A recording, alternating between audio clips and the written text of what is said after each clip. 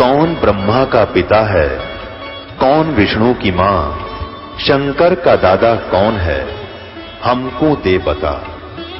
ये जानने के लिए कृपया सुनिए जगत गुरु तत्वदर्शी संत रामपाल जी महाराज के अमृत वचन सर्व पवित्र धर्मों के पवित्र शास्त्रों के आधार पर। फिर तो आत्मा गद गद होगी। कहने लगे पहले तो कभी आई बीपी हाई होता, कभी लो होता, कभी हाई कभी लो होता। ईब कहते हैं बिल्कुल समांतर हो गया, कोई हाई न लो। जो बात समझ में आ गया ये सच्चा ज्ञान है। हमारे को भ्रमित कर रखा था इन उडुओं ने, जिन आप पर ज्ञान नहीं। अरिड को ब्रह्मा विष्णु महेश को सर्वशक्तिमान सर्वज्ञ सर्व सबके पालन करता, सबके उत्पत्ति करता, इनके कोई माता पिता नहीं, ऐसे भ्रमित कर रखा था। और अब इन्हीं के इतिहास पढ़ा रहा हूं मैं, अपनी तरफ से कुछ नहीं मिला रहा एक अक्षर भी। तो ये जो सदग्रंथ ये दास रखे हुए हैं, इनका उद्देश्य ये है कि जैसे एक अंधा जा रहा था रात्रि में, हाथ में टॉर्च लिए, लालटेन समझ लो। पहले लालटेन होती थी, वर्तमान में बहुत से बच्चे हैं जो लालटेन को नहीं समझते, टॉर्च समझो। आगे से बच्चे आ रहे थे उछल कूद मचाते हुए। उस सूरदास ने आवाज लगाई, बेटा देखना अंधा हूं, अंधा कहीं मेरे में ध्यान से चलना भाई, बूढ़ा आदमी हूं। बच्चे निकटा करके पूछने लगे, बाबा आपको दिखाई नहीं देता? नहीं बेटा मुझे दिखाई नहीं देता। फिर ये टॉर्च किस लिए लिए हो आप? ये लालटेन क्यों ले रखी है? कि आप आंखों वालों के लिए कहीं मेरे में टक्कर ना मार दो अंधेरे में, इस चांदने में मेरे से दूर के हो जाओ तुम, कदे बूढ़े आदमी की तोड़ दो दे।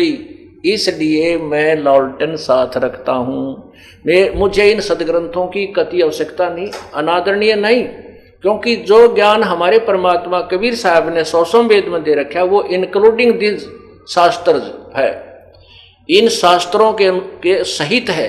लेकिन उस परमात्मा की उस वाणी को नहीं माना जो 600 साल पहले लिखी गई थी। अब वो वाणी जो उस वाणी में ज्ञान है, आज इन सदग्रंथों से प्रमाणित करके उस वाणी को सत्य सिद्ध कर रहा हूं।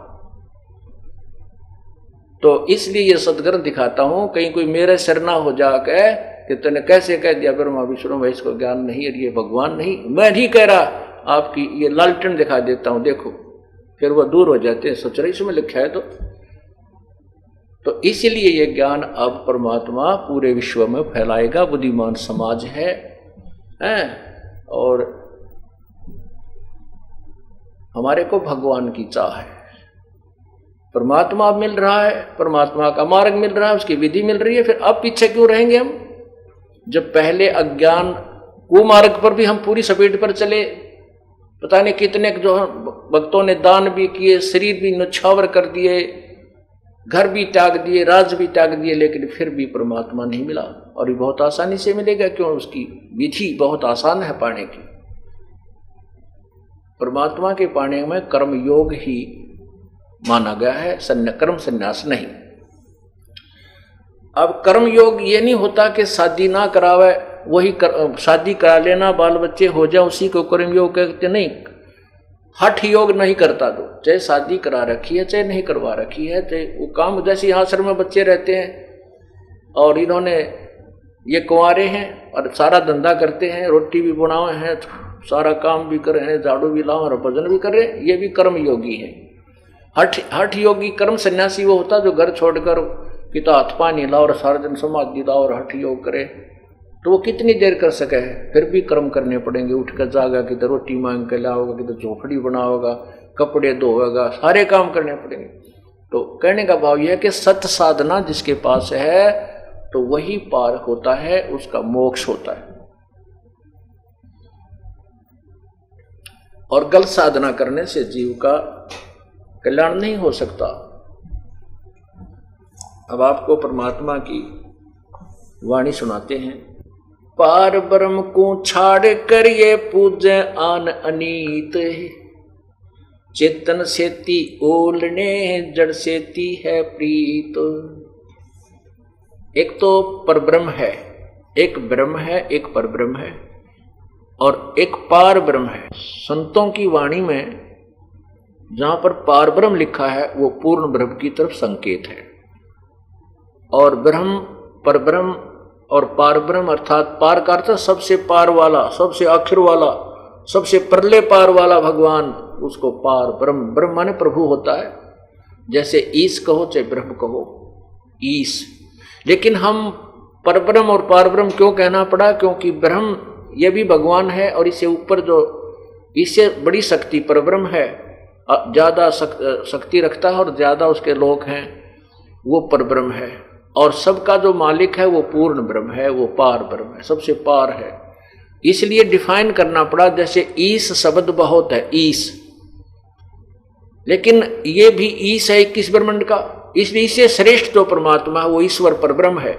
और परब्रह्म से भी, ईश्वर से भी जो परम श्रेष्ठ है वो परमेश्वर कहलाता, परम ईश्वर, इसलिए परमेश्वर कहते। तो यहां कहते हैं पार ब्रह्म को छाड़े करिए पूज आन अनीत। एक पूर्ण परमात्मा को त्याग करिए, अन्य पूजाएं जो करते हैं, अन्य देवताओं की या पत्थर आदि की पूजा करते हैं, ये गलत करते हैं। पुण्यात्माओं, जैसे भगवान विष्णु जी कह रहे हैं देवी भागवत के अंदर, कल शाम को जो आपको दास बता रहा था कि विष्णु पुराण में ऐसा लिखा है, वो विष्णु पुराण में नहीं था, ये देवी भागवत महापुराण में है। वो कल विष्णु पुराण में नहीं था, ये इसमें लिखा हुआ है। तो अब जैसे आपने पढ़ा है, भगवान विष्णु जी कहते हैं कि मैं तो देवी की पूजा करता हूं, इससे आगे कोई भगवान, कोई देवता नहीं है, इससे ऊपर कोई शक्ति नहीं है। अब ये नहीं है कि देवी की पूजा से कोई लाभ नहीं है, देवी की पूजा से भी बहुत शक्ति आती है। देवी की पूजा करके ही भगवान विष्णु तीनों देवताओं में से एक शक्ति युक्त है, इससे बहुत सी सिद्धियां आ जाती हैं और शक्ति आ जाती है, लेकिन मोक्ष नहीं होता, मोक्ष नहीं है। तो यहां क्या बताते हैं कि पार ब्रह्म को छाड़े करिए पूज आन अनीत, चेतन सेती ओलने फिर जड़ सेती है प्रीत। अब आखिर में कहां लाकर के छोड़ दिया इन अज्ञानी संतों ने? पत्थर की मूर्ति की पूजा के ऊपर हमें आधारित कर दिया। परमात्मा कबीर जी कहते हैं मूर्ति बुरी नहीं है, मूर्ति की पूजा करते हैं वो जीवन व्यर्थ कर रहे हैं। जैसे एक सेब फल होता है, आम का फल है, सेब का फल है। अब सेब के या आम के फल की मूर्ति बना ले, चाहे वो पत्थर की बना लीजिए और चाहे चित्र उसका पेपर पर, कागज पर बना लीजिए, वो मूर्ति है, वो सेब नहीं है, वो आम नहीं है, वो केवल चित्र है। और उसके चित्र के ऊपर आधारित रहने से ना सेब का गुण मिल सकता और ना आम का गुण मिल सकता। वो चित्र बुरा नहीं है, वो चित्र तो प्रेरणा देता है कि ये फल ऐसा स्वादिष्ट है, इसमें ये गुण है, उसको प्राप्त कैसे करना है, वो कहाँ मिलता है, वो ज्ञान अलग है। वो ज्ञान है कि मजदूरी कर, मेहनत कर, पैसे इकट्ठे कर, कमाई कर, और कमाई करके फिर मंडी में जा, बाजार में जाइए, वहां सेब का फल लेकर के खाइए। जिसकी मूर्ति आपने देखी और जीभ ललचाई, आपके मुंह में पानी आया, वो फल इस तरीके से मिलेगा। ऐसे ही जिन भगवानों को कि आप मूर्ति की पूजा करके वहीं पर उस पर दीप धूप करके उसी के ऊपर मत्था टेक कर वहीं सेट हो गए, कहते हैं इस जिस भगवान की तू मूर्ति कर पूज रहा है, इस भगवान के जो गुण हैं वो ये मूर्ति नहीं दे सकती। वो तो वही भगवान जिसकी तो मूर्ति लिए बैठा है, वो कैसे मिले, उसका तरीका अलग है। उसके नाम की कमाई कर और फिर वो भगवान आपको अपने वाले जितना उसका गुण है, जितनी उसकी सामर्थ्यता है, वो आपको लाभ देगा। जो जाकी शरणा बसे ताको ताकी लाज, जल सो ही मछली चढ़ जाए बह जाते गजराज। जो भी जिस भगवान की पूजा करता है, जिस साब की पूजा करता है, जिस साब की आश्रित है, उतना लाभ वो अवश्य देता है। और अपने क्षेत्र में वो कति कलम तोड़ लाभ दे सकता है। जैसे आपकी मित्रता, आपने पूजा कर ली, सेवा कर ली, मित्रता बना ली तहसीलदार से। तहसीलदार के पास आप जाओगे तो आपकी कोई, वो कितना काम कर सकता है, कोई रजिस्ट्री आपने करानी है कोई प्लाट प्लूट की तो वो कर सकता है, और आपको अपने ऑफिस में बैठाएगा, चाय पिलाओगा और घंटी बजावेगा, वहीं पर सभी कागजों को मंगाएगा, आपके दस्तक, गवाहों के दस्तक वहीं करा करके और आपको से आदर विदा करेगा।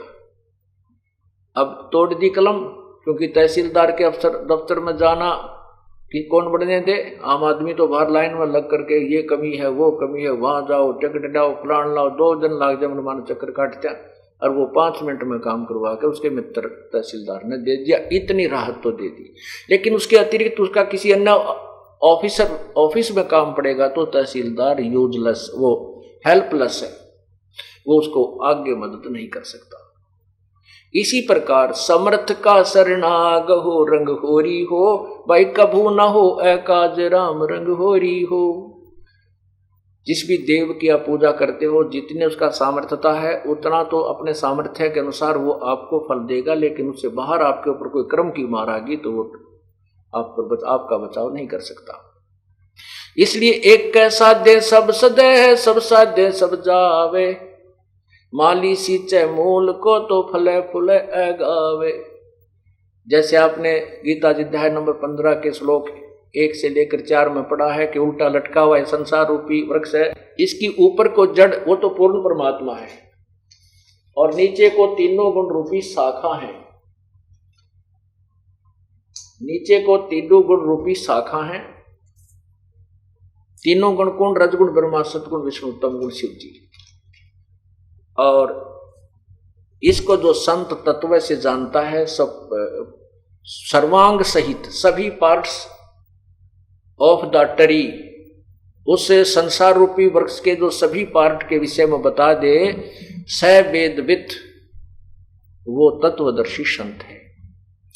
तो इतना ही कहा है परमात्मा ने कि इसमें न तो किसी देव को छोटा बड़ा बताया है, लेकिन उनकी सतिथि से परिचित करा है। ये देखिएगा, ये उल्टा लटका हुआ संसार रूपी वृक्ष है, ये देखो, ये उल्टा लटका हुआ संसार रूपी वृक्ष है, और इसका जो है ऊपर को जड़ है, ये ऊपर को जड़ है, ये तो पूर्ण परमात्मा है, पूर्ण ब्रह्म है, और यहां से खुराक चलती है, ये तना में आती है, ये तना अक्षर पुरुष यानी परब्रह्म है, और इसमें से कई डार निकलती हैं। जैसे इनमें से एक डार को लेते हैं, ये डार क्षर पुरुष अर्थात ब्रह्म है, ज्योति निरंजन काल है। इसके 3 पुत्र, 3 शाखाएं हैं संसार रूपी वृक्ष की, तो रजगुण ब्रह्मा, सतगुण विष्णु, तमगुण शिव जी, और ये पात रूप संसार। जो संत इस संसार रूपी वृक्ष के पूरे पार्ट्स को बता देता है, स वेदवित, परमात्मा ने अपने सवसम वेद में बताया है। देखिए कबीर साहब ने कहा है, कबीर अक्षर पुरुष एक पेड़ है, निरंजन वा की डार, और तीनों देवा शाखा है, ये पात रूप संसार। और यही गीता जी अध्याय नंबर 15 के श्लोक नंबर 1 से 4 तथा श्लोक नंबर 16 और 17 में प्रमाण है। अब हम क्या कर रहे हैं? हमने उस मूल परमात्मा की पूजा करनी चाहिए। जड़ की, जैसे हम कोई पौधा लाए आम का और उसको जमीन में जड़ की तरफ से लगाएंगे, जड़ जमीन में दबाएंगे, गाड़ेंगे, और फिर उसकी पूजा, उसकी सिंचाई करेंगे, तो वो जड़ से, जो जड़ में पानी हम डालेंगे, सिंचाई जो जड़ की पूजा करेंगे, तो वहां से जड़ से आहार चलेगा, वो आहार तना में जाएगा, तना से डार में जाएगा, डार से शाखाओं में जाएगा, और शाखा के बाद फिर पत्तों में जाएगा। परमात्मा ने बताया कि अक्षर पुरुष एक पेड़ है, क्योंकि जमीन से बाहर जो दृष्टि गोचर होता है उसी को हम वृक्ष मानते हैं। नीचे जो अव्यक्त है, जो जड़ दिखाई नहीं देती है, वहां से ये खुराक चलती है। इसलिए ऊपर के का बताया है, अक्षर पुरुष यानी परब्रह्म तो एक पेड़ है और वो तना है, और ये निरंजन, ज्योति निरंजन, ये क्षर पुरुष उसकी डार है, और तीनों देवा रजगुण ब्रह्मा, सतगुण विष्णु, तमगुण शिव जी रूपी शाखा है, और फिर पात रूप संसार। अब हमने जैसे पौधा बोना है, बीजना है, तो उसको उसकी विधिवत कैसे बिजाई की जाती है? जड़ को जमीन में, गड्ढे में या गमले में लगाया जाता है और फिर जड़ की पूजा करते हैं, उस मूल की पूजा करते हैं, वहां से खुराक चलती है, आहार चलता है, वो फिर आगे टहनियों और हिस्सों में सबको बांट दिया जाता है। अब देखो परमात्मा ने हमें कितना अच्छी तरह समझाया कि हम कैसे कर रहे हैं, हम गलत कर रहे हैं, हमने कैसे करना चाहिए था। हमने टहनियों की तरफ से उस पौधे को बीज रखा है, जबकि हमने उसको जड़ की तरफ से बीजना चाहिए था। इसलिए इस साधना के करने वालों को मूर्ख लिखा है गीता जी अध्याय नंबर 7 के श्लोक 12 से 15 में। कहते भी नहीं मानते वो, फिर कहते देखिएगा। अब कहते हैं जिन जो ब्रह्मा विष्णु महेश की पूजा, देवताओं की पूजा करते हैं, उनकी साधना ऐसी जानो। अब पूरा देखो ये, अब ये देखिएगा, ये है एक समझो पौधा है, हम कैसे बीज रहे हैं इस पौधे को? हमने शास्त्र विधि छोड़कर अपनी मनमानी पूजा की तरफ से पौधे को बीज रखा है। टहनी तो गाड़ रखी है गड्ढे में, गमले में, और ऊपर न जड़ कर दी, और टहनियों में पानी डाल रहे हैं, ये टहनी भी गल जाती हैं और पौधा भी सूख जाता है। हमारा भक्ति रूपी पौधा सूख चुका है, क्योंकि हम शास्त्र विधि त्याग कर मनमानी पूजा करें। और कुछ नहीं छोड़ना, ना ब्रह्मा विष्णु महेश के बारे में कोई गलत बताते हैं परमात्मा, ना ये दास बताता है। केवल इस पौधे को, भक्ति रूपी पौधे को ऐसे बीजने की प्रार्थना करते हैं। ये देखिएगा, ये पौधा है, ये जड़ है, ये देखिएगा, ये पौधा जड़ जमीन में लगा रखी है, इसकी पूजा की जाए, सिंचाई की जाए, तो यहां से खुराक चलेगी, यहां चलेगी, ब्रह्मा विष्णु महेश तीनों शाखा में जाएगी। हम तो यहां पर हैं, तो इन ब्रह्मा विष्णु महेश से ही हमें मिलेगी, क्योंकि ये इस संसार रूपी वृक्ष के अंग हैं और वो इंपॉर्टेंट अंग है कि हमें इन्हीं से लाभ होगा। इसलिए इनको तोड़ देना या काट कर अलग कर देने के लिए सलाह नहीं दी जा सकती। अर्थात हम ब्रह्मा विष्णु महेश से अलग करने के लिए आपको कभी नहीं कहते, लेकिन आपने जो साधना गलत कर रखी है वही बताते हैं। अब हम इस परमात्मा की पूजा करेंगे तो यहीं से खुराक हमारा कर्म बनेगा, और हमारा जो कर्म होगा वो ब्रह्मा विष्णु महेश ही हमें देंगे, और कोई हमें नहीं दे सकता। और ब्रह्मा विष्णु महेश हमारा केवल वर्क डन ही देंगे, उसमें कम और ज्यादा, न्यून अधिक नहीं कर सकते, इनके पास कोई पावर नहीं है। अब देखिएगा, परमात्मा कहते हैं एक कैसा दह सब सदह, एक कैसा दह सब सदह, सब साध्य सब जावे। सब साध्य, ये हम सब साधन लगे, माता भी, मसाणी भी, भूत भी, पितर भी, गुड़गम्माड़ी भी, फलाने वाली भी, गंगा जी वाली भी, फलाने, सब साधन लगे और सब गई, कोई काम नहीं आई। सब साध्य सब जावे, माली सिंचे मूल को हो, फले फूले ए गाए। यही प्रमाण गीता जी के अध्याय नंबर 3 10 से 15 में स्पष्ट किया है। देखिएगा, आपको कितना निर्णायक ज्ञान अपने सदग्रंथों का बताते हैं। ये देखिएगा, ये है श्रीमद् भगवत गीता, और इसके अध्याय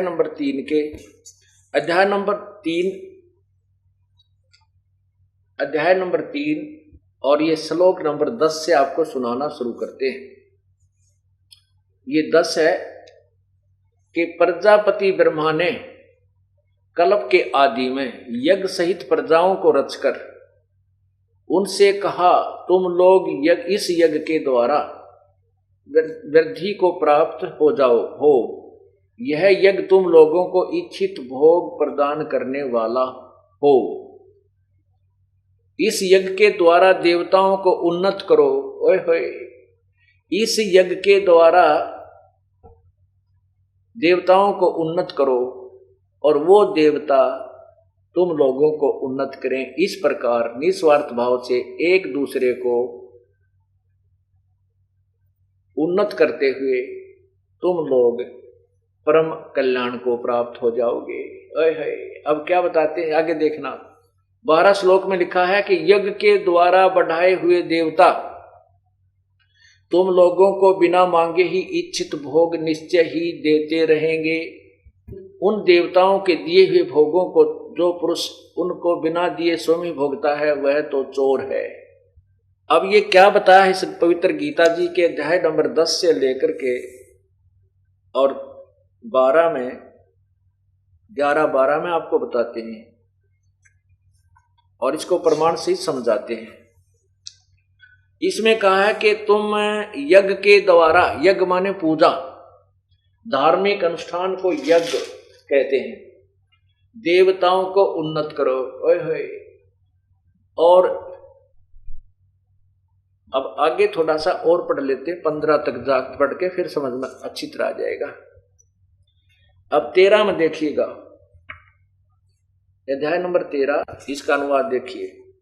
यज्ञ से बचे हुए अन्न को खाने वाले श्रेष्ठ पुरुष सब पापों से मुक्त हो जाते हैं, और जो पापी लोग अपना शरीर पोषण करने के लिए ही अन्न पकाते हैं वे तो पाप को ही खाते हैं। क्या भावार्थ है कि जैसे परमात्मा ने आपके पूर्व जन्म में किए हुए पुण्यों के आधार पर धन दिया है, आपको जो आपका रोजगार दिया है, उसमें से यदि आप धार्मिक अनुष्ठानों पर नहीं लगाते विधिवत पूर्ण संत के माध्यम से, क्योंकि गुरु बिन माला फेरते गुरु बिन देते दान, गुरु बिन दोनों निष्फल हैं चाहे पूछो वेद पुराण, तो भी वो आपकी साधना व्यर्थ है। तो यहाँ पर शास्त्र अनुकूल साधना करने के लिए निर्देश और वो बताए जा रहे। तो जो उस धन में से परमात्मा के नाम पर पूजा अर्थात पूर्ण परमात्मा की साधना नहीं करते, उसके पूर्ण गुरु बना करके साधना नहीं करते, यज्ञ नहीं करते, तो वो अपना जीवन व्यर्थ कर रहे हैं। कहते हैं इस धार्मिक अनुष्ठान के द्वारा, क्योंकि मूल की सिंचाई करने से, पूर्ण परमात्मा की भक्ति करने से जो हम यज्ञ साधनाएं करते हैं उनसे ये देवता उन्नत होते हैं। ये तीनों देवता रूपी शाखा टहनियां ये प्रफुल्लित होती हैं, और उन्नत हुए देवता फिर तुम्हें उन्नत करते हैं, उन टहनियां का फल लगते हैं, उन फलों से फिर आपका गुजारा होता है। अब जैसे हम ये मूल की पूजा करते हैं तो इससे ये तीनों देवता रजगुण ब्रह्मा, सतगुण विष्णु और तमगुण शिवजी रूपी, ये ब्रह्मा विष्णु शिव रूपी ये देवता उन्नत हुए, यानी ये टहनी बड़ी, पौधा बड़ा हो गया, टहनियां मैच्योर हुई, और फिर इन टहनियों ब्रह्मा विष्णु महेश रूपी टहनियां का फल लगे। इन देवताओं ने फिर हमें उन्नत किया, क्योंकि किए हुए कर्म का फल ये ही देते हैं। लेकिन हमने पूजा विधिवत शास्त्र अनुकूल करनी है, वो मूल जड़ की पूजा करनी है। जड़ पूर्ण परमात्मा की पूजा करने से हमारे कर्म संस्कार बनते हैं, उन कर्मों का फल ये ब्रह्मा विष्णु महेश के ही टहनियों के लगता है, अर्थात ये ही हमें देते हैं। यदि हम पूर्ण परमात्मा की पूजा नहीं करेंगे तो हमारे शुभ कर्म नहीं बनेंगे, शास्त्र अनुकूल साधना नहीं हुई तो ब्रह्मा विष्णु महेश हमें कुछ नहीं देंगे। ये स्वयं अर्थात ये टहनी उन्नत नहीं होंगी, देवता उन्नत नहीं होंगे, अर्थात ये टहनी सूख जाएंगे। फिर देखना, और कहते हैं जो किए अपने पुण्य में से और जो यज्ञ से बचे हुए शेष अन्न को खाते हैं वो सब पापों से मुक्त हो जाते हैं। हम आपको जैसे ये अनुष्ठान शुरू हुआ परमात्मा का 3 दिन का पूर्णिमा पर्व, सबसे पहले परमात्मा का प्रसाद बनाया जाता है, हलवा कढ़ा और रोटी सब्जी जो भी बनती है परमात्मा के निमित्त अलग से रखा जाता है, उसको भोग लगता है। उसके बाद फिर शेष जो बच जाता है भंडार में उसको हम सब खाते हैं। तो ये एक शास्त्र अनुकूल साधना यहाँ की जाती है। इससे हमारी जो हम पापों से मुक्त हो जाते हैं, हम ऐसी साधना करने से उन पापों से बच जाते हैं जो हम परमात्मा की विधि साधना ना करने से पापी कहलाते। जैसे भी लिखा है वो तो पापी अपने पाप को ही खाते हैं जो शास्त्र अनुकूल साधना नहीं करते। अर्थात जो अनुष्ठान किए जाते हैं और ये यज्ञ से बचे हुए शेष अन्न को, क्योंकि पहले भगवान को भोग लगा, बाकी जो भंडार में या यहाँ जो हलवा कढ़ा या सब्जी रोटी बची ये उसके बच्चे खाएंगे। पहले पिताजी ने भोग लगा दिया, उसके बाद बच्चे खाते हैं। तो कहते हैं ये संकेत है कि यज्ञ से बचे हुए अन्न को, ये देखो गीता जी अध्याय नंबर 3 के ये श्लोक नंबर ये 14, ये 13 में कहा कि यज्ञ से बचे हुए अन्न को खाने वाले श्रेष्ठ पुरुष सब पापों से मुक्त हो जाते हैं। जो पापी लोग अपना शरीर पोषण के लिए ही अन्न पकाते हैं वे तो पाप को ही खाते हैं। जो धार्मिक अनुष्ठान विधिवत शास्त्र अनुकूल नहीं करते वो तो पापी आत्मा है। अपना पेट भरने के लिए ही घूटी लाई, दड़ी पक्का खाया और सारी रात पुंकाड़े मारे, सुबह उठते फिर धंधे में जुट गए। कहते हैं वो तो पापी लोग अपना पाप ही खाते हैं। आगे देखना 14-15 जो श्लोक है तीसरे अध्याय का, इसमें बहुत जबरदस्त निर्णय है।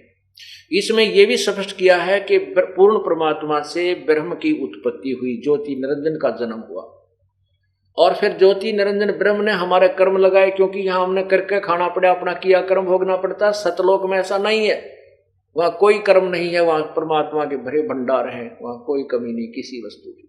तो यहां आए तो हम कर्मों के बंधन में बंधे, वो प्रमाण दिया है 30 गीता जी अध्याय नंबर 3 के श्लोक 14 और 15 में। देखना ये 14 और 15 यह लिखा है, संपूर्ण प्राणी अन्न से उत्पन्न होते हैं। अन्न की उत्पत्ति वृष्टि यानी वर्षा से होती है, वर्षा यज्ञ से होती है, वर्षा यज्ञ से होती है। आप देख रहे हो पुण्यात्माओं, जब से परमात्मा की कृपा हुई है, सतलोक आश्रम बरवाला में ये अनुष्ठान, धार्मिक अनुष्ठान प्रारंभ हुए हैं, उसी दिन से परमात्मा वर्षा कर रहे हैं। और मई और जून जो तपया करते थे उसमें भी परमात्मा ने झड़ी ला रखी थी। और उससे पहले आप देखते हो कि जमीन में ट्यूबवेलों के पानी भी सूख गए थे, इतना पानी चला गया था नीचे। और अब धार्मिक अनुष्ठान फिर पुनः प्रारंभ हुए हैं परमात्मा की। वही प्रमाण गीता जी दे रही है कि सभी प्राणी अन्न से उत्पन्न होते हैं, अन्न वर्षा से होता है और वर्षा यज्ञ अनुष्ठानों से होती है, यज्ञ से होती है। यहाँ 5 यज्ञ चलती हैं। एक यज्ञ धर्म की, यहाँ भरे भंडारे, दिन रात कोई किसी समय आओ आते भोजन तैयार मिलेगा, सदा व्रत है उस परम पिता कबीर परमेश्वर की तरफ से। ये मत समझना कि कोई दान करके भंडारा चला सकता है, नहीं।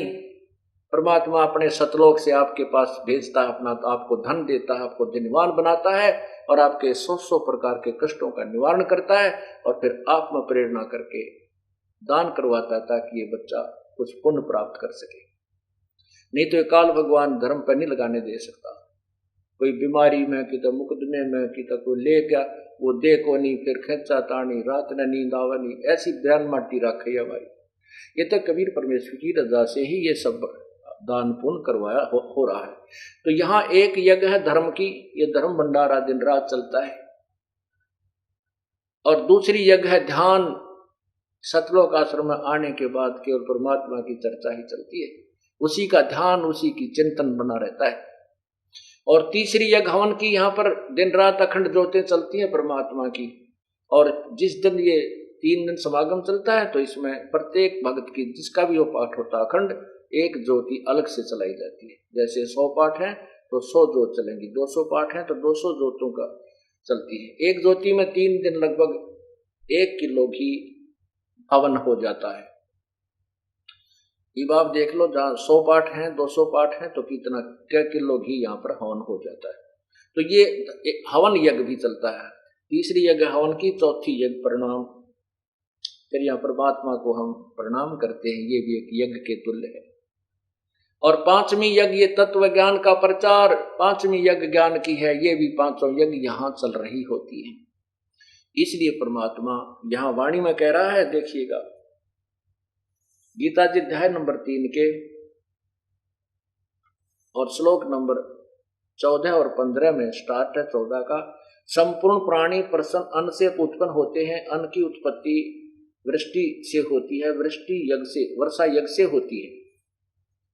और देखना, यज्ञ विहित कर्मों से उत्पन्न होने वाले हैं, यानी विहित माने शास्त्र अनुकूल साधनों से, जो शास्त्र अनुकूल विधि से, शास्त्र अनुकूल साधना जो की जाती है वही कर्म काउंटिंग में होते हैं, अन्यथा नहीं। वही धार्मिक कर्म सही माने जाते हैं जो शास्त्र अनुकूल यानी विहित माने शास्त्र अनुकूल जो कर्म होते हैं वही मान्य होते हैं। ये देखो, यज्ञ कर्म सम उद्भव है, विहित कर्मों से उत्पन्न होने वाला है। और कर्म समुदाय को, यहां देखो इन्होंने कितनी गलती कर रखी है, ब्रह्मो उद्भवम, वेद से उत्पन्न लिख दिया, कर्मों को नो कहे वेद से उत्पन्न, नहीं, ये ब्रह्म है। और ब्रह्म से उद्भवम यानी ये कर्म जो हमने यहां करने पड़े ये काल से उत्पन्न हुए, इस काल के लोक में आए, ब्रह्म के लोक में आए तो हमने कर्म करने पड़े, नहीं तो अपने सतलोक में हम बिना किए भगवान दिया करता था। अब ये देखो इन्होंने ब्रह्म का अर्थ वेद कर दिया है, तेरा गजब। वेद माने यहां लिखना था ब्रह्म, ये ज्योति निरंजन किसे, अक्षरम उद्भवम, अविनाशी परमात्मा से उत्पन्न हुआ जान। है ब्रह्म, ये जो ब्रह्म है, ये ब्रह्म यानी ज्योति निरंजन को आप अक्षर माने अविनाशी परमात्मा। अविनाशी परमात्मा कौन है? 15वें अध्याय के देखो, जैसे एक मिट्टी का प्याला, चीनी का सफेद कप होता चाय पीने का, और उसकी तुलना में स्टील का प्याला होता है, वो उसकी तुलना में स्टील का प्याला भी अक्षर कहलाता अविनाशी है, लेकिन वो भी अविनाशी नहीं है। जैसे गीता जी अध्याय नंबर 15 के श्लोक 16 में कहा है क्षर पुरुष और अक्षर पुरुष, ये दो, तुम इस परब्रह्म को अक्षर पुरुष मान बैठे हो, बस इस ब्रह्म की तुलना में अक्षर पुरुष वास्तव में अविनाशी नजर आता है, पर वास्तव में अविनाशी नहीं है। जैसे आपको कल परब्रह्म की आयु बताई थी, कैसे थी कि जैसे एक ब्रह्मा की आयु थी, बताई है आपको कि 1000 चतुर्युग, एक युग चतुर्युग में सतयुग, त्रेता, द्वापर, कलयुग, अर्थात चारों युगों की कुल वर्षों की जो काउंटिंग है 43,20,000 एक चतुर्युग की, 1008 चतुर्युग, उसको हम 1000 मानकर चला करते हैं। 1000 चतुर्युग का दिन ब्रह्मा का, इतनी रात, 30 दिन रात का महीना, और 12 महीने का एक वर्ष, और 100 वर्ष की आयु ब्रह्मा जी की, और ब्रह्मा से 7 गुणी विष्णु की, विष्णु जी से 7 गुणी श्री शिव जी की, और ऐसे ऐसे 70,000 शिव जी मर जाते हैं तब एक ब्रह्म की मृत्यु होती है, और वो परब्रह्म का एक युग होता है। परब्रह्म का एक युग उस जिसको अक्षर पुरुष कहा है गीता जी के अध्याय नंबर 15 के श्लोक 16 में, उस अक्षर पुरुष यानी परब्रह्म का एक युग हो गया। ऐसे 1000 युग की परब्रह्म की रात, इतना ही दिन, 30 दिन रात का महीना, 12 महीने का वर्ष, और 100 वर्ष की परब्रह्म की आयु, और फिर भी मृत्यु। इसलिए ये अविनाशी तो नजर आवे है, लेकिन अविनाशी वास्तव नहीं। इसलिए 15वें अध्याय के 17वें श्लोक में कहा है कि परमात्मा उत्तम पुरुषत्व अन्य, इन दोनों से कोई और ही है, वो श्रेष्ठ भगवान, उसी को परमात्मा कहा जाता है, और वही तीनों लोकों में प्रवेश करके सबका धारण पोषण करता, वही अविनाशी प्रभु है। तो यहाँ उस अक्षर यानी अविनाशी, अक्षर का अर्थ अविनाशी होता है, तो यहाँ उस अक्षर की तरफ संकेत है, ना कि यहाँ पर ब्रह्म की तरफ, क्योंकि ये कोड वर्ड और PhD इसी को कहते हैं कि अब सियाने हो जाओगे तो वैसे समझने लग जाओगे। इसलिए यहाँ गीता जी में कोड वर्ड ज्यादा है, क्योंकि चारों वेदों का सारांश है। अब देखो, वेद यहाँ लिखा कि ब्रह्म से उत्पन्न हुए थे ये कर्म, जो हमने यहाँ ये क्रियाएं करनी पड़ेंगी। हमने जैसे हम ब्रह्म के लोक में आगे हैं तो हमने यहाँ क्रिया करनी पड़ेंगी, ये 500 यज्ञ भी करने पड़ेंगे, धार्मिक अनुष्ठान भी करने होंगे, तभी हम यहाँ से निकलेंगे और हमारा गुजारा होगा। तो हम ये कर्म इस ब्रह्म ने हमारे लगाए, हम ये ब्रह्म से उत्पन्न हुए, यहाँ आए तो ये कर्म हमने करने पड़े और करने पड़ेंगे। फिर कहते ब्रह्म की उत्पत्ति कहाँ से हुई? ये उस अविनाशी परमात्मा सतपुरुष कबीर परमात्मा से हुई। यहाँ देखो, और ब्रह्म को यहाँ ब्रह्म वेद के स्थान में ब्रह्म मानो, ब्रह्म को अविनाशी परमात्मा से उत्पन्न हुआ जान। इससे सिद्ध होता है कि वो सर्वगतम ब्रह्म, सर्वव्यापी परमात्मा वासुदेव, सर्वगतम ब्रह्म माने सर्वव्यापी, वो वासुदेव परमात्मा, जिसको गीता जी अध्याय नंबर 7 के श्लोक 19 में कहा है कि बहु नाम जन्मानाम अंते ज्ञानवान माम प्रपद्ये। गीता ज्ञानदाता कहता है कि बहुत बहुत जन्मों के अंत के किसी जन्म में ये ज्ञानी लोग मुझे मेरा ब्रह्म तक की साधना करते, नहीं तो नीचे के देवी देवता माता मसाणियों मुझे रहते हैं। और वासुदेव सर्वमिति स महात्मा सुदुर्लभ, जो सर्वगतम ब्रह्म के बारे में बताने वाला है, उस वासुदेव के बारे में बताने वाला है, सर्व शक्तिमान परमात्मा के विषय में जानकारी देता है कि वही पूजा के योग्य है, वही सर्व का सृष्टि रचनार है, वही अविनाशी है, उसी की पूजा से मोक्ष होगा। ऐसा महात्मा तो बड़ी मुश्किल से मिलेगा। तो उस सर्वगतम, उस वासुदेव का यहाँ प्रमाण है, वह सर्वगतम ब्रह्म है जिससे ब्रह्म की भी उत्पत्ति हुई है, वो अविनाशी परमात्मा। यहां देखिए, फिर यहीं से आते हैं ब्रह्म, यहां ब्रह्म ज्योति निरंजन समझो, क्षर पुरुष को आप अविनाशी परमात्मा से उत्पन्न हुआ। इससे सिद्ध होता है कि सर्वगतम ब्रह्म, सर्वव्यापी परम अक्षर परमात्मा। परम अक्षर यानी अविनाशी से भी अक्षर से परम अक्षर अविनाशी परमात्मा सदा ही यज्ञ में प्रतिष्ठित है।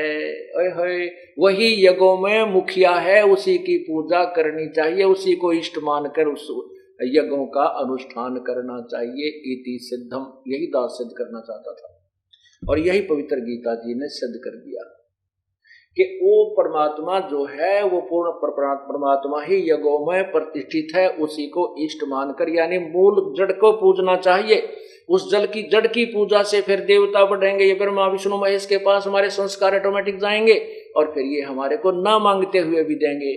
जैसे टहनी पौधा लगाया, पौधे की पूजा की जड़ की, और वो फली पौधा बड़ा हो गया, पेड़ बन गया आम का, बिना मांगे आम लद पद हो जाएंगे। हमने इच्छा करने की आवश्यकता नहीं, इसका आम लगे अपने आप लगेंगे और ना चाहते हुए भी वो हमें देंगे, बिना मांगे भी देंगे।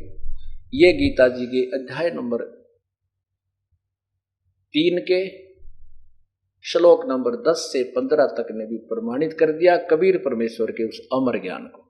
पुण्यात्माओं, आपका बड़ा सौभाग्य है कि आपको ये अमृत ज्ञान सुनने को मिल रहा है। परमात्मा आपकी जमानत लेता है इस काल के कोल्लू मत है, और तब आपको यहाँ लाता है, ज्ञान सुनाता है और फिर अपने पाने के योग्य मानत होकर बनाता है।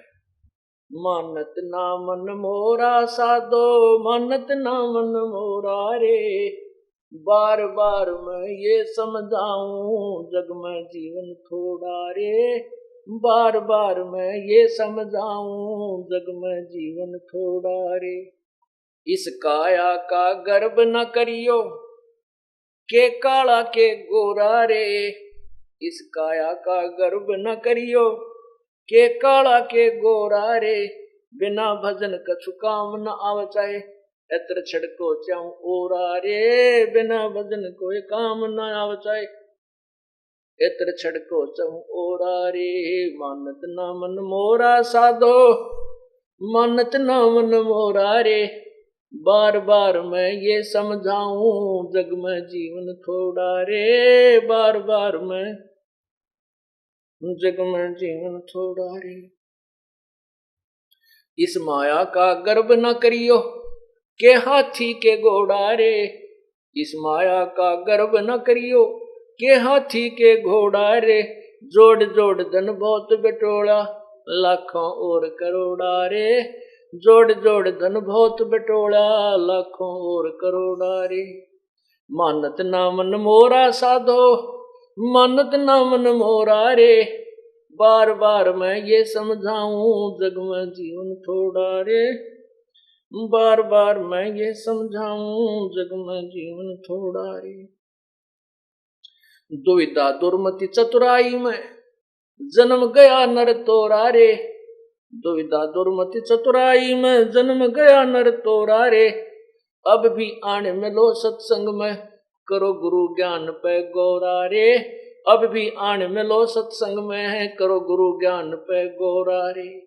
मानत ना मन मोरा साधो, मानत ना मन मोरा रे, बार बार मैं ये समझाऊं जग में जीवन थोड़ा रे, बार बार मैं ये समझाऊं जग में जीवन थोड़ा रे। शरण पड़े को गुरु संभाले जान का बालक भोला रे, शरण पड़े को गुरु संभाले जान का बालक भोला रे, कह कबीर तुम चरण चित राखो, जो सोई में डोरा रे। कह कबीर तुम चरण चित राखो, जो सोई में डोरा रे। मानत ना मन मोरा साधो, मानत ना मन मोरा रे। बार बार मैं ये समझाऊं, जग में जीवन थोड़ा रे। बार बार मैं ये समझाऊं, जग में जीवन थोड़ा रे। सत साहिब। अब इसमें क्या बताया है कि इस सुंदर शरीर को देखकर तू मत फूल, नादान भक्ति कर परमात्मा की। ये शरीर कुछ नहीं है तेरा। जैसे आपने कभी कुत्ता मरा हुआ देखा हो सड़क के ऊपर एक्सीडेंट में, उसकी आंत इतनी दूर तक वो कबाड़ गिरा हुआ होता है, उसकी तरफ देखा भी नहीं जाता। यही व्यवस्था अपने शरीर की है। ऊपर चाम लपेट रखा, अंदर same to same material work है। इस मिट्टी से हमने परमात्मा की प्राप्ति करनी है, इस मिट्टी से हमने सोना बनाना है। मानव शरीर वही मटेरियल है जो अन्य पशु पक्षियों से का बना है, लेकिन इसमें इतनी कृपा की है प्रभु ने कि हमें सद्बुद्धि दी, बुद्धि दी है। अब हम इससे अपने परमात्मा को पा सकते हैं। आगे क्या बताते हैं कि दुविधा दुर्मति चतुराई में जन्म गया नर तोरा रे। दुविधा और दुर्मति, दुविधा यूं है पता नहीं ये पूजा हम करते थे, कहीं इनको छोड़ दें और दूसरी करने लग जाएं, वो देवता तो ना दुखी कर दें। वो तो दुखी करेंगे क्योंकि वो तो सुख देने वाले हैं नहीं, वो आप पे दुखी सारे। कल आपको बताया था। और ये परमात्मा ये सुख देगा, ये दुख देता ही नहीं। इसलिए ये दुर्मति तो हटा दो। और सभी सदग्रंथ गवा दे रहे हैं, साक्षी है इस बात के कि एक ही परमात्मा है जिसकी पूजा करनी चाहिए। दुर्मति यह है कि हम परमात्मा को चाहते ही नहीं, यही संसारिक सुखों को ज्यादा चाहते हैं। कहते हैं अब भी आन मिलो सत्संग में और करो गुरु ज्ञान पर गौराई। गौरा माने ध्यान दो, इस पर गौर करो। जो ज्ञान दिए जाते हैं परमात्मा कहते हैं ये बातें कहन सुन की नहीं है, ये कर पाड़ने की। फिर क्या बताते हैं, शरण पड़े को गुरु संभाले, जान का बोल को भोला रे। जैसे छोटा सा बालक होता, जैसे आपने सत्संग में यानी ज्ञान सुनने से पहले अज्ञानता में जो गलतियां होगी उनको प्रभु माफ कर देगा। बड़ा दयालु है कबीर परमेश्वर। वो ऐसे मानता है परमात्मा जैसे छोटा सा बच्चा 8-7 महीने का और 2-4 महीने का जो अपना चारपाई यानी झूले पर लटका रहता है, पालने में सोता रहता है, और फिर वो टट्टी पेशाब कर देता है। टट्टी पेशाब करके फिर अपने सारे कपड़े हाथ पा मार के उसको गीले लगते हैं, सर्दियों में ठंड लगती है, फिर वो रोने लगता है, भूखा भी हो जाता है। तब माँ आती है और वो समझ जाती है बच्चा क्यों रोया, भूखा हो गया होगा। जाके उठाती है तो उसने टट्टी और पेशाब करके सारे कपड़े भी खराब कर रखे होते हैं। तो माता जी को कोई क्रोध नहीं आता, गुस्सा नहीं करती। माँ को पता है कि इस बालक को ज्ञान नहीं, अनजान बच्चा है। तो उस बच्चे को, बेटा या बेटी को उठाती है और उसके सारे मल को साफ करती है, कपड़े धो कर सुखा देती है, दूसरे कपड़े पहनाती है, फिर प्यार करती है, सीने से लगाती है, चूमती है, दूध पिलाती है और लाड करती है। ऐसे ही कहते हैं शरण पड़े को गुरु संभाले, जान का बालक भोला रे। जैसे आपने पहले जो गलतियां कर दी वो तो आपने उस बालक की तरह कर दी, और करके उन गलतियों के कर्म दंडों में फंस गए। अब रोने लग गए बुरी तरह, हाय मर गए, हाय मर गए, मारे नो क्यों हो गया, ऐसा क्यों हो गया। तो कहते हैं फिर वो परमात्मा यानी गुरु संत, उस परमात्मा का दास जो भेजा हुआ है आपको, वो फिर सत्संग रूपी ज्ञान से मांझ धो करके सीने से लगा लेता है, आपको परमात्मा के मिलने योग्य बना देता है, आपकी भक्ति करवाता है। आपका कितना कर्तव्य है कि कहे कबीर तुम चरण चित राखो, जो सुई में डोरा रे। जैसे सुई में धागा डाल दिया जाता है वो उससे दूर नहीं हो सकता, साथ ही लटकता रहता है। तो आपने अपने गुरुदेव के चरणों में इतनी दृढ़ता से विश्वास दृढ़ करना पड़ेगा कि डगमग नहीं होना, फिर देखना परमात्मा की कमाल। सत साहिब।